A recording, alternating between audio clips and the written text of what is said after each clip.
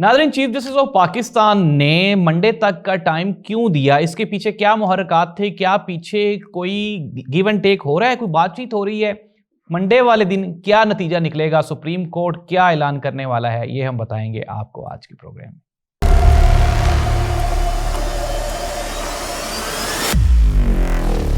औज़ुबिल्लाहिमिनश्शैतानिर्रजीम, बिस्मिल्लाहिर्रहमानिर्रहीम, अल्लाहुम्मा सल्लि अला मुहम्मदिन व आलि मुहम्मद, करोड़ों दुरूद व सलाम हज़रत मोहम्मद मुस्तफ़ा सल्लल्लाहु अलैहि वसल्लम पर, आप सल्लल्लाहु अलैहि वसल्लम की आल पे। ज़ाहिद अब्बास नकवी ऑफिशियल पे खुशामदीद।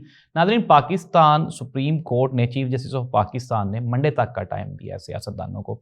असल में होता यही है कि अगर हम आइन और कानून की बुनियाद पर फैसला दें तो ज़ाहिर सी बात है, आइन और कानून यही कहता है कि 90 दिन में इलेक्शंस हो जाने चाहिए। लेकिन बाज़ औक़ात कौम और मुल्क के वसी तर मुफादात में कोई ना कोई ऐसी चीज़ें करना पड़ती हैं या जजेस को ऐसे फ़ैसले करना पड़ते हैं जिस पे तमाम स्टेक होल्डर्स मुतमिन हो जाएं, सेटिस्फाई हो जाएं, ताकि मुल्क में कोई इस तरह की कोई हैजानी कैफियत पैदा ना हो जाए। तो इसी तरह से उमर अता बंदयाल साहब ने भी अपनी सियासी और अपनी जो उनकी जो बसीरत है उसको इस्तेमाल करते हुए उन्होंने एक बड़ा अच्छा डिसाइड किया और मंडे तक का सियासी पार्टियों को टाइम दे दिया। मकसद यही था कि तमाम सियासी जमातें मिल बैठ जाएं और मिल बैठ के कोई फ़ैसला कर लें। लेकिन फिर हमने देखा कि पाकिस्तान मुस्लिम लीग नून, उनका ये खदशा है या ख़याल है या वहम है कि इमरान खान तो उनको ज़िंदा गाड़ने की पोजीशन में है और वो तो इनको छोड़ेगा ही नहीं। दूसरी जानिब पाकिस्तान पीपल्स पार्टी की जानिब से बिलावल भुट्टो ज़रदारी पे हालांकि बड़ी अच्छी एक्सपेक्टेशंस थी पाकिस्तानी और सिंधी कौम को कि ये बेनज़ीर भुट्टो के साहबजादे होने के नाते कोई जमहूरी रवैया अपनाएंगे और जमहूरियत के लिए बेहतरी के लिए, मुल्क की फलाह व बहबूद के लिए कोई अच्छा फ़ैसला करेंगे। लेकिन फिर हमने देखा कि इक़्तिदार का लालच और हवस जो है ये इंसान को अंधा कर देता है और बिलावल भुट्टो ज़रदारी भी मियां मोहम्मद शहबाज शरीफ साहब के पीछे खड़े हुए दिखाई देते हैं। इन तमाम जितने भी ये सियासी लोग हैं, इनके आगे एक बहुत बड़ी शख्सियत जिसका नाम मरियम नवाज़ है वो लगी हुई हैं और वो इनको जिस तरह से चाहें उनको मोल्ड कर रही हैं। इमरान खान के ख़िलाफ़ जो बदला लेने की रवश है, जो इंतकामी कार्रवाइयाँ हैं वो जारी व सारी हैं। उसकी बीवी जिसका कि सियासत के साथ कोई ताल्लुक़ ही नहीं है, उसके ख़िलाफ़ भी केसेस किए गए हुए हैं। तो ऐसी सूरत हाल में हुकूमत जो है वो इमरान खान को अपना सबसे बड़ा दुश्मन मानती है और फिर हमने सुना और देखा भी कि किस तरह से हुकूमती वज़रा जो हैं वो ये कहते हुए नहीं थकते कि इमरान खान हमारा ज़ाती दुश्मन है। अब देखना ये होगा कि इस तरह से ये जो सियासी पारा जो हमारे वज़रा ने यहाँ पे ले गए हैं, बहुत ऊपर ले गए हैं, क्या इसमें वो इमरान खान को कोई ऐसी कोई दावत देंगे भी या दे सकते भी हैं या नहीं? जहाँ तक मेरी ऑब्ज़र्वेशन है तो ये जो सियासी सूरत हाल है इसमें इमरान खान के लिए अपॉर्चुनिटी ज़्यादा हैं और ये जो लोग हैं ये अपने गुस्से और गम में खुद ब खुद हलाक हुए जा रहे हैं और इनको चाहिए था कि ये वाकई माहौल को ठंडा करते हैं। क्योंकि आपको लग रहा होता है कि या तो ये है कि कंफर्म हो जाए कि अगले 5 साल आपने इक़्तिदार में रहना है और हुकूमत करनी है, तो आप इमरान खान को इसी तरह से लताड़ें मारें तो आपका गुजारा हो जाएगा। लेकिन चूँकि आपको दिखाई दे रहा है कि इलेक्शंस होने वाले हैं और आइंदा इलेक्शंस में ज़ाहिर सी बात है इमरान खान का पलड़ा भारी दिखाई देता है। तो ऐसी सूरत हाल में इमरान खान के लिए नरम गोशा जो था वो बेहतर था हुकूमत की जानिब से और मुल्क के भी ये मुफादात में था। लेकिन चूँकि हुकूमती जमातें जो कि 14 जमातें हैं वो इमरान खान को डिसीव करके धोखा दे के उन्होंने इक़्तिदार हासिल किया है और अब वो किसी भी सूरत इक़्तिदार इमरान खान को वापस मुंतकिल नहीं करना चाहते। लेकिन नाज़रीन, यहाँ पे ज़ाहिर सी बात है, जमहूरियत है, डेमोक्रेसी है, यहाँ पे आपकी मन मंशा और आपकी मन मर्ज़ी से तो सब कुछ नहीं चलता, बल्कि यहाँ पे आपको आइन और कानून की पासदारी करनी पड़ती है।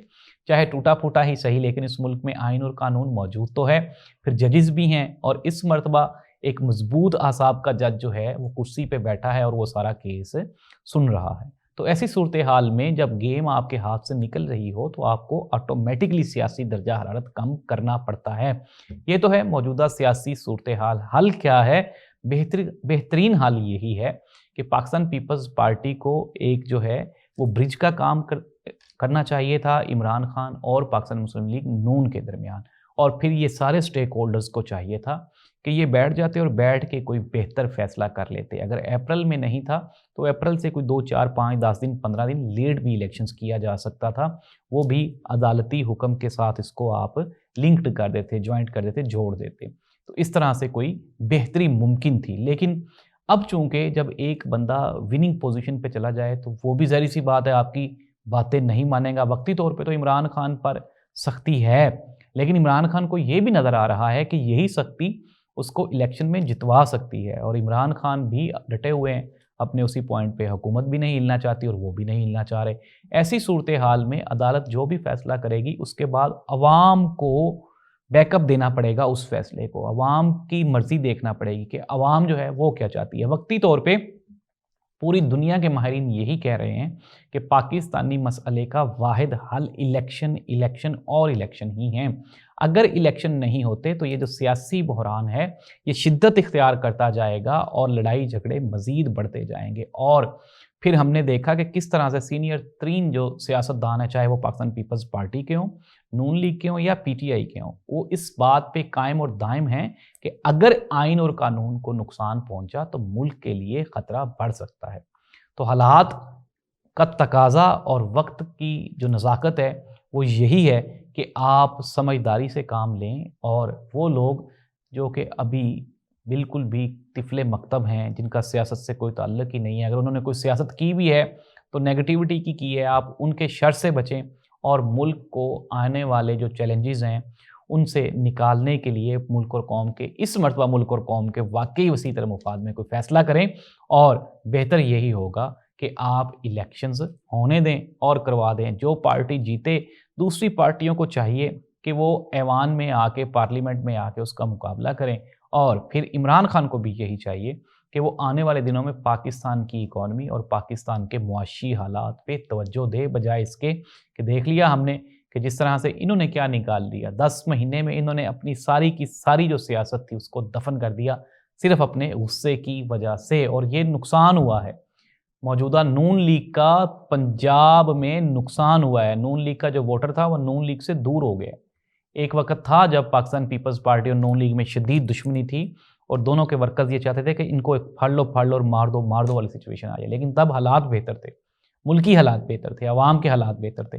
اب عوام کے حالات بہتر نہیں. عوام چاہتی ہیں کہ کوئی ایسا حکمران آئے جو ان کو ریلیف دے سکے، جو ان کے لیے کچھ کر سکے، جو عوام کی بہتری فائدے کے لیے کچھ کر سکے، ان کو کوئی نوکریاں دے سکے، ان کو کھانے پینے کے سستے سامان دے سکے، ان کے لیے کوئی بہتر کام کر سکے جو کہ ملک اور قوم کے لیے، عوام کے لیے واقعی فائدہ مند ہوگا.